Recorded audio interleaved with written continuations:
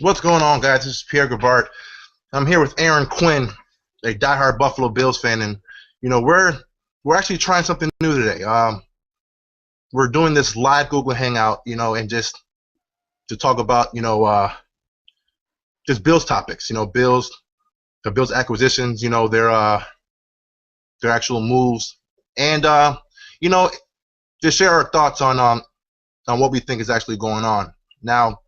This is our first live Google Hangout. We plan on having these often. So I'm actually going to be having this hangout on my YouTube channel. Aaron Quinn is also going to be having it on his. So please subscribe to the channel and look at all the latest hangouts that we do have. Yeah, all right? and follow us on Twitter, and we'll be tweeting it out there. Definitely. Both our Twitter handles are on the screen right now. So Aaron, what's going on, buddy? Living the dream, man. Sunny Yeah. Buffalo. It's like 75 degrees out here in Buffalo today, so Must be nice. Enjoy it while you can. Exactly. So yeah, as far as right now, the big topic is the Bills drafting their franchise quarterback in the first round at 16. I know there's some Bills fans out there that are actually mad that we got him too high. What are your thoughts on it? I told my girlfriend before the draft exactly what I wanted the Bills to do was to trade out of 8 with the Rams because I knew they're hot on Austin, and WGR was talking it up, and once Joe B felt good about Emmanuel coming, I just had this feeling that was our guy, and they did exactly what I wanted. I went to bed really happy that night. Me too. Now, how do you feel about the debate of where he actually went in the draft? My biggest thing is everybody leading up was Bills are going to grab Nassib at 8. I was never on that bandwagon, but I feel like if we did grab Nassib at 8, people would have been okay with that, and grabbing Manuel at 16 feels like a better fit for me. So yeah. I don't know why one's a reach and one isn't. And so, I mean, it's like I said earlier, is that Bills fans, they tend to be hypocrites at times. They first say, why'd we pass on a Colin Kaepernick, Russell Wilson, Andy Dalton, Joe Flacco, then go on and on and on. And then when Bills fans actually pick the guy that they actually that they wanted, now it's we should have waited on him. We should have passed on him. So it's like, listen, we have a franchise quarterback now. It's definitely something that most Bills fans are excited for. I mean, if Ryan Fitzpatrick or Kevin Cobb is not our quarterback, I believe all Bills fans should be happy about that. Yeah, I agree. And the fact that we traded out, got 2 picks, exactly what Buddy Nix wanted more picks in the draft. Then we were able to follow up with getting a wide receiver and a linebacker, which is exactly where our needs were. I think it was a win all around. That's very, very true, man. Yeah. And Bills fans forget, Eagles and Jets were both kind of hot on E.J. Manuel. Chip Kelly recruited him out of college, so he could have gone before we had that second chance, like everybody's saying. So, I mean, the woulda, coulda, shouldas. Right. They kind of need to stop after a while. Then Bills fans would have been mad that we didn't take him in the first round. Exactly. Billy got him. So, I believe that certain fans wanted to get a certain player. So yeah. Because they didn't get that one player, then it was a reach. Well, that happened to me second round when we picked Aaron Williams. You know what I mean? I didn't want Aaron Williams, but you know what? You got to go with what you go with, and hopefully it'll pan out. You got to trust the coaches. Yeah. I mean, like for example, I just wasn't really feeling the Ryan Nassib draft, only because it was almost like we're gonna have this big old family. All the brothers and cousins and uncles are all gonna be Bills alums. We have the coach, right, the offensive coordinator from Syracuse, their quarterback. So it's kind of like a big old powwow. Yeah. Now, with Geno Smith going at 39, that could have been E.J. Manuel. So Exactly. it's just, you know what I mean? So you can't really gauge on where he could have been and if we would have done this or we could have did that because it wasn't a guarantee. You'll never know where EJ's going to go, and Right. because we all know that EJ Manuel was their guy because they picked him first. Then it tells everybody, listen, the Bills wanted EJ no matter what, and it would have been a risk if they waited any longer. Right. And So they had stated that before the draft as far as how far do you trade back. yeah, And Buddy said, well, the guy we want might not be there if we trade back too far. So they had a feeling other teams were hot on him. And back to the whole Nassib thing, Joe B made a great point. I think it was about a week ago on WGR saying everybody was picking apart Nassib's game. He doesn't have the deep ball. He doesn't have touch. Well, this coaching staff had him his entire collegiate career. So if they didn't fix it then, who says they're going to fix that in the NFL? So maybe the best thing for Ryan Nassib himself is to get a new coaching staff and get a new set of eyes and hands on him. And maybe he becomes that quarterback that's that a great everyone was point. saying he isn't. That's a great point. That's a great point. And I mean, it's funny to me how these so-called experts, how they actually grade players. One player was supposed to go in the second round, or listen, Ryan Nassib and Matt Barkley went in the fourth round. I'm pretty sure all those so-called experts, they didn't call that. So maybe Ryan Nassib and Barkley are fourth round talents. Who knows? But the whole grading thing, or where players are supposed to be slotted, to me is one big old fib. It really is. I mean, look at I saw reports on Twitter coming out in I think it was like second, maybe third round, and Mel Kiper was saying Bills should draft Eddie Lacy. And it's like, you're not even looking at the roster on this team. We have two guys that could be all-pro running backs. Why would we bring in Eddie Lacy? So these guys just rank a guy and they think that they should go when it's their turn. I think it's all for show. I think it's to get ratings, to have something to do during the off season. And yeah, I mean, even though Eddie Lacy would have been a good pick, but the only way we draft Eddie Lacy is if we had plans on getting rid of Fred Jackson. Sure. Because we already have too many running backs as it is. But in regards to EJ Manuel, do you believe he should start right away? There's a ton of debate going on right now. I think he'll be given every opportunity from now until week 1. I think the staff wants him to be the guy. So they're going to put the ball in his hands and make it. I don't think they're going to give it to him right away. But I think it's possible that he could be our week 1 starter. So what's the only option that you probably think where he shouldn't be the starter week 1? I think if he struggles to grasp the speed of the game at the NFL level, we know what we're getting with Kevin Cobb. He is a okay NFL quarterback. He is who he is, huh? He is who he is. He can win games. He can lose games. But he knows the speed of the game. There isn't a defense I don't think he hasn't seen. So maybe. I mean, go ahead. No, I'm sorry. I kind of think it's kind of mixed in my opinion. Well, not in my opinion, because I think EJ should start week 1 no matter what. And just and gradually open up the playbook more and more during the season. But with Kevin Cobb, I believe that most people are writing him off already. Yes, he is injury prone. I definitely get that part. But the fact that when he's protected, he has made plays. The Cardinals gave up their best cornerback and a second round pick for the guy. So right.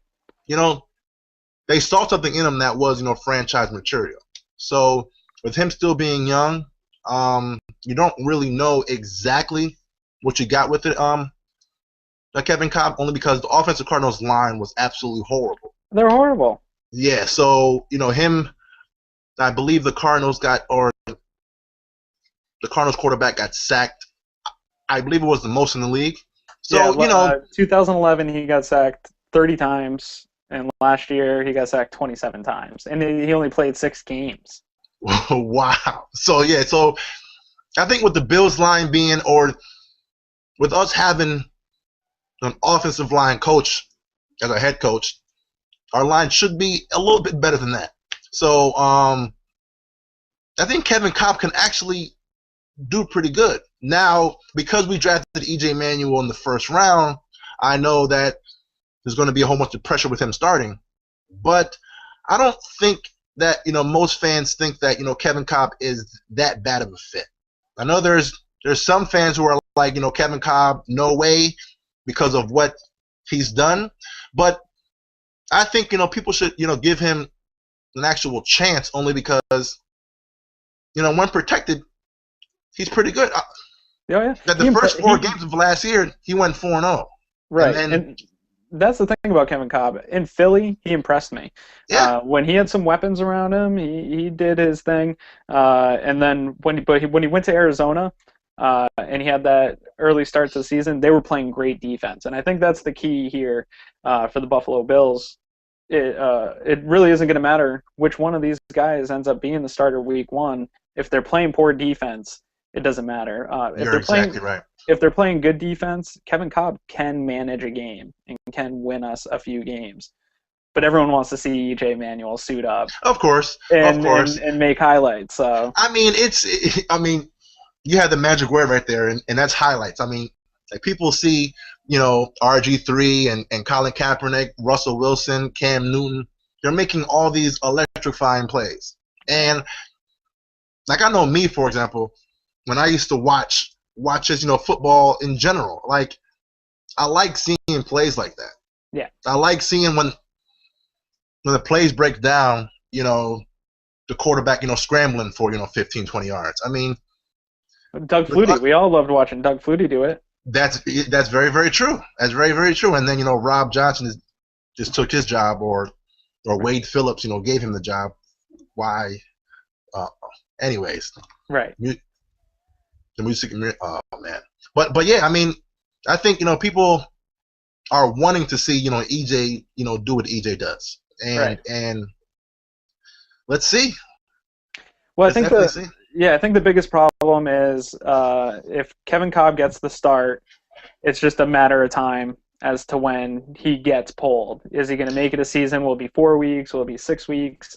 Now, here's the actual, $1 million question for you, Aaron. If Cobb does start, let's say he lights it up during, OTAs and mini camps and preseason, what happens if he has a winning record? When are you going to pull him? Right. Are you going to pull him? Or even also, I saw a picture Eric Woods posted the other day. They were out fishing together. What if he's the guy that the team's behind and the team wants to play with? Those are things we won't know. I think during an NFL season, if he comes out and they're 4-0 to start the year, and they beat, what is our first? We got Pats, Panthers, Ravens. Like if they beat Cincinnati, if they go on a 4-0 run with Kevin Cobb, I think you got to keep the guy in. Yes, we have the Patriots, the Panthers, the Jets, and the Ravens. Jets and the Ravens. First 4 games. So he'll be beating. Right. If he does go 4-0, he'll be beating pretty good competition. Right, some playoff teams. Exactly. And some not playoff teams, but yeah, I think if that's the case, you got to go with it. Do I think they'll go 4-0 under Kevin Cobb right now with what I see on the roster? I don't think so. Yeah, that's why I say, listen, why even, put the fans through that pain? Just start EJ Manuel from week 1. If he's even with a Kevin Cobb, or just like slightly below that Cobb, get him snaps. Start him. Exactly. Yeah, get him some snaps. And that's another thing is Bills fans, the second Kevin Cobb, like say he comes out, throws a couple touchdowns, but that first pick or fumble, they're going to be chanting from the back rows. So there's there's that, and honestly, Kevin Cobb's a great backup in the NFL. If EJ fails, get him out of there, let him learn. Yeah, I mean, he's getting paid backup money, so I think he's only guaranteed. I believe it's $2.5 million. Yeah, I don't know it's all incentive based though. Yeah, exactly. So and that's you can't live out those incentives. I know. So yeah, but I feel that there's new coaching staff. They want to get off the ground running. But at the same time, he's their guy. So they typically say you got 3 years to turn things around. If they don't get him in and get him going, they're all fired. They're not gonna last long. They've hedged their bet on EJ Manuel, so they're gonna give him every opportunity to have the job. Yeah. But a big thing about that is who's going to be his receiving core is that's true. Huge part of the success of the quarterback position. Why don't you go ahead and talk about that a little bit? Well, there's a lot of weapons possibly. I think Johnson, Stevie Johnson, Woods, Graham, Goodwin. I think they're all locks for the position. Okay. So that leaves probably two openings outside of practice squad. So basically, you're saying that Brad Johnson, Marcus Easley, and TJ Graham. Yes, Stevie. No. But I mean the ones that are left out. Oh, Brad Smith. I mean, I'm sorry. Yeah, Brad Smith. Brad Smith, Marcus Easley, Kevin Elliott, and TJ Graham. And TJ Graham. Rodgers is a question mark. Yeah. I think Rodgers is going to be a huge threat for the Bills' offense, but that the only time's going to tell if he's actually what we think he is. Yeah, definitely. Yeah. Now, like, who would you actually want to be our 5 or 6 receivers? If I had to pick, I'd go. If I had to pick, I think. And where would you place them on the actual field? Well, see, I think this new offense is going to be moving everybody around. So I don't think we're going to have like a true number one receiver that always lines up on the outside. I don't think Steve Johnson's a true number one anyway. I think he can do work all over the field. But I think we'll have Johnson, Woods. I think those would be your two guys that see the most time on the field.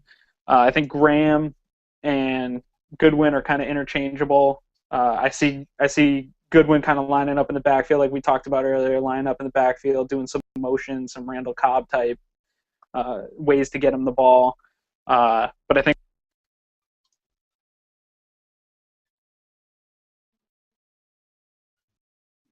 somehow got muted. Sorry about that. No worries. I think Rodgers is another one of those guys that's going to make the field. And then I'd put Marcus Easley. I'm hoping he has a big camp. I think he was just starting to get there last year. He had that big punt return in the preseason. I saw a little bit of playmaking in him. Hopefully he can stay healthy and prove everybody that he's the playmaker we wanted him to be a couple years ago. Yeah. Well, yeah, I'm sorry about that. I'm trying to learn this actual, hangout as we speak. It being our first one and all. No worries. But yeah, I just feel that Stevie Johnson. I think he's getting a bad rap only because, as far as him being a number one, only because of the quarterback who's throwing him the ball. I do believe that as far as his route running, he's easily top 5 in my opinion. As far as just his route running alone, he's able to get open at will. Fitz, loves Stevie only because he was able to get open at all times. Now, Robert Woods is actually considered the purest route runner in the draft. So us having two similar receivers. I kind of label a Robert Woods, in my opinion, to like a Victor Cruz. Yeah. As far as like how they actually play. Now, I'm still pretty high on TJ Graham. I do feel that he didn't really know how to play the position, coming out of college because he was running track as well, so he couldn't really devote a lot of time on actual route running. Where another year in the NFL, a better coaching staff in my opinion. He can definitely excel. A full off season to train. Yeah, exactly. Now, with Marcus Goodwin, well, I think Derek Rogers is a wild card, but with Marquise Goodwin, I mean, you can't teach that speed. That speed is absolutely ridiculous. I believe he was clocked running a 4.17 on his track team in the 40. So if that is true, then he would be the fastest player in the NFL. CJ Spiller wouldn't admit to it though. Oh, of course not, but I think Goodwin has him. Right. Now, as far as Brad Smith, I'm probably the only Bills fans who hope that we keep Brad Smith, only because Brad Smith has always known for being a playmaker, and he's never had the ability to really focus on just one on one position. It was either he was going to be he had to learn quarterback, kick return, and wide receiver. Where Right. now having EJ being our so-called wildcat, do it all, quarterback, we wouldn't really have to have Brad Smith, run no any wildcat plays. Where now he can just mainly just focus on wide receiver. So him being 6'3", he's pretty fast for his size. I mean, he was our main kickoff return guy. So I think with him being 6'3", having speed, if he can just learn that position, I think we're pretty good. Now with Derek Rogers, like I said, he's the wild card guy. He's one of those guys where he was second round talent, or there we go with that whole compared to Eric Moulds. Yeah, exactly. Right. I mean, we can have Eric Moulds on our team again. I'll take it. Right. I'll definitely take it. Now, so I would think that, like you said, having a Rodgers, Woods, and Stevie on the field at the same time, that would be a pretty big threat. I know there's Julio Jones and Roddy White, but they have Harry Douglas, who, I mean, he's average. I play fantasy football, so I know a little bit about Harry Douglas, but right. I think we went into the draft only having a Stevie Johnson. Now, leaving the draft, we have too many wide receivers now, it seems like. Yeah. So can't wait to see how it looks. And Graham had a great voluntary workout. He came in and people were kind of praising him. There's no pads there though, Yeah, that's true. You can't really take a ton of that. I wanted to make a point too about comparisons and Robert Woods, and when I watch his highlights, he reminds me of Stevie Johnson. He's faster, obviously, than Stevie Johnson, but like he has that hunched over look that it's a little different, similar to the way Stevie kind of runs his routes and deceptively quick. And when he was wearing number 13 and he had the towel hanging down, I was like, that's a young Stevie Johnson right there. That is right. I remember that. Looks just like Stevie. So yeah. They're both California boys. I think there's going to be a good working relationship there. Yeah, that's true too. And also, Rodgers is good friends with with Woods as well. So right. I mean, hopefully it all pans out. Hopefully, I mean, we're all hoping now. Yeah. And with the Rodgers, I don't think there's a better locker room in the NFL that he could walk into. Like you and I were talking earlier too.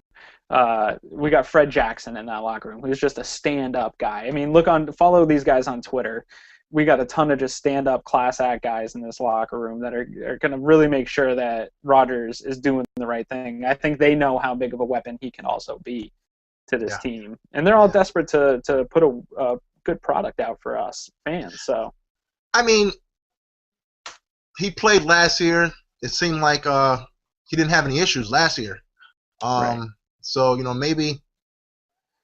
My only issue, and Buddy Nick said it, I think, on the John Murphy show, he was talking about when he went to Tennessee Tech, that he seemed to play down to the competition.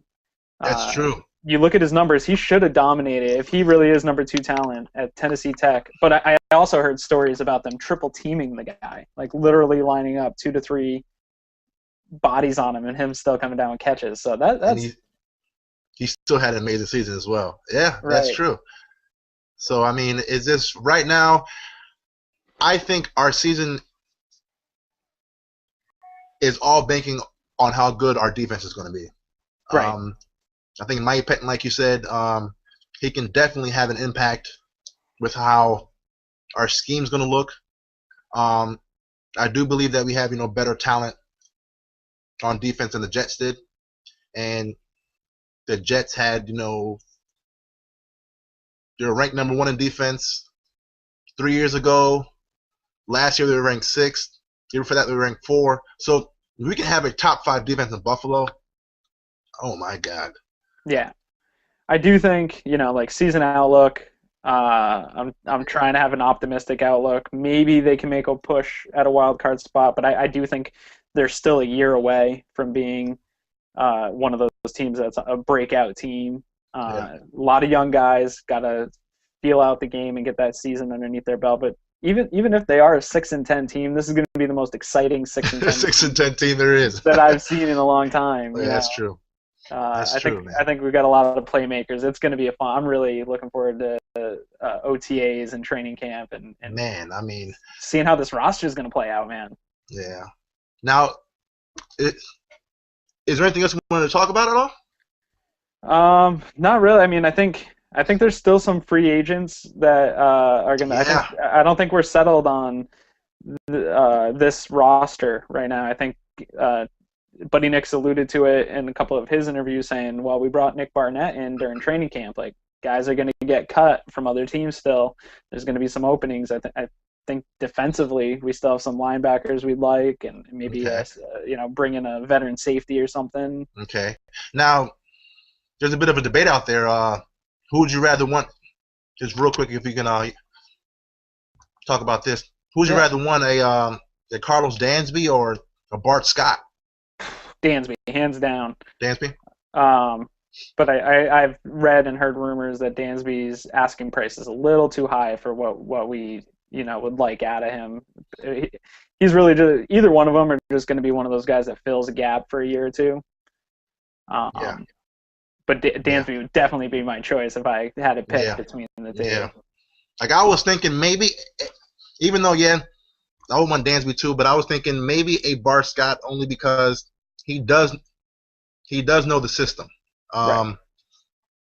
And he'll be able to teach the system, right away. So we wouldn't really have that big of a learning curve. So who knows? Who knows? Right, and I hear that. One of them. I feel like, though, if that was really important to the Bills, they would have actively pursued him by this point. That's true. If they really wanted a guy that knew the system, they'd have that guy here. They did bring Dansby in, and I just think the numbers were too high so far, and they wanted to wait to see how the draft played out.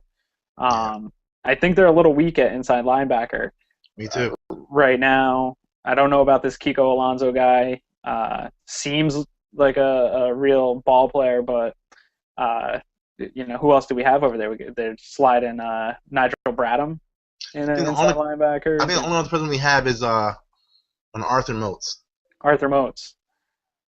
I like Arthur Moats. I think Arthur Moats is a good guy. I think he can play. But we'll see. One injury happens to that inside or that linebacker core, and we've got issues right up the middle, and teams are just going to run right down our throat again. That's true. That's true. Yeah. Well, I mean, with the whole Mike Pettine system, I remember, Mario Williams saying during that, that little mini camp that they had, that he doesn't even know where he's going to play. Is it going to be on the line, linebacker, inside, outside? So, we wouldn't really know with the Pettine defense, how it's all going to pan out. But, Dave Wannstedt last year, he was running this, base, 4-3 defense, I was just yelling at my TV all season. Oh my God. Blitz! Like, one time. Just do it one time. So having Mike Pettine, knowing what he brings, you're talking about 4-3, 4-6, 3-4, the ultimate hybrid system. Right. It's definitely going to make everyone better. Now, with Jarius Byrd not officially sign, would that be a problem, you think? It's a business. I know fans are upset right now with Bird. I think he'll be there, at some point in training camp. I really don't think he'll hold out a season. I think he's just trying to make the point that he is. I mean, we've gotten guys into the Pro Bowl, but they've been reserves. Like, he's our only real Pro Bowl player. He's hands down the best player defensively that the Bills have, and they need to pay him that way. I think this summer is going to be a long summer with the Jairus Bird stuff, but I do think he'll be back. I think he'll be back. I'm not concerned about him missing OTAs. At least for a season, because, I mean, as far as right now, he was offered the franchise tag, which makes him the fourth richest safety right now. Yeah, so. Why wouldn't he sign that and take that money now? Maybe he doesn't want to be with the Bills long term. But like I said, I'm not super concerned with him missing OTAs and missing training camp. He's got his playbook. He's a smart guy. Whenever he's ready to step on the field, his jersey is ready for him. You know what I mean? He's the best player on defense. I think he'll be playing this season. I hope they lock him up long term. But if not, it's just an opportunity for another young guy to step up. I mean, we have a Duke Williams who is known for being an absolute banger. Even his Twitter handle was called Headhunter. Yeah, we have Searcy. We have Jonathan Meeks, and who knows about Aaron Williams? Aaron Williams could be a great safety. That's very true. I mean, he's a big guy. He does have somewhat decent ball skills. Yeah. So he can tackle. Exactly. Yeah. He just can't cover, but I mean. Yeah, he can't cover man. That's a vulnerability. But so from what I've heard about the new defense, though, is the safety position really isn't defined by your classical free safety, strong safety. So I think guys will be able to plug in at different spots. A few years ago, who were the Jets safeties? A few years ago, I know it was a Jim Leonard, and who was the other guy? LaRon Landry was one of them. And I think Landry was last year. Yeah. Yeah, and then they had Kerry Rhodes, was it? Yeah, Kerry Rhodes. So I think a Bird and whoever we have on the other side is better than a Jim Leonard and a Landry Jones. But remember, we wanted Leonard. Last free agency, and he didn't come to play. Now imagine that pickup. Right. I think he's still out there too. I think he is. I think he's had some injury bugs recently, though. But if they could get a guy like that, at a real low contract, just to get him on in playing, then I think that's a win for them. Yeah. All right, sounds good, man. Well, this was definitely our very first hangout. I appreciate all the guys who are actually on live right now. It was definitely fun. It was definitely one of those things that I look forward to doing again. I want to do it from training camp this year. I want to drive up to Rochester and try to. That'll be sweet, man. Right? Why not? Yeah. So you definitely have to get the YouTube channel up and running as soon as possible. And I actually have it on my YouTube channel as well. So if you guys want to, subscribe to our channels, and we'll get that to you. But because like being a Bills fan is definitely good when we can vent with each other, because I mean it's tough. It's definitely tough. But this way we can be able to talk to all the Bills fans and and share our thoughts. Now, please follow us on Twitter. The Facebook page, the Fanatics. We actually have a Bills Fanatic group page that I'll leave the link below this hangout. There, we talk about Bills there. We have, great debates, great topics. We have a couple of fans who like bringing the negatives, which is always fun. It's always fun. But yeah, guys, just follow us. We plan on having this weekly, right, Aaron? I'm hoping so, man. I'm hoping so, and keep pay attention to our Twitters and follow us on stuff, because we're going to do not on-air ones too, where we just open it up, have anyone that wants to come in, hang out, talk. But we're going to try to get people, Buffalo radio hosts and stuff like that, try to get guys involved to keep things interesting, blog writers and all that good stuff. we actually had Chris Brown, who was going to come on with us earlier today, and he said that he was actually blocked on whatever computer at work. So he said he couldn't get on, but he will get on with us, one day. Him. We also had who was it, Sal Capaccio? Coach Sal, maybe. Yeah, Coach Sal. Yeah. See if we can get him on here, and yeah, we'll see where it goes. This is the best time of year to be a Bills fan, man. Oh my God, it is. All the hope in the world. We aren't let down yet. Yeah, that's it, man. So, anything else you want to share, Aaron? I'm gonna get out and enjoy this Buffalo weather while I got it. So there you go. Yeah, you won't get it for long. I know that much. Exactly. All right, guys. Well, thanks for everyone for joining us, and I'll see you guys next time.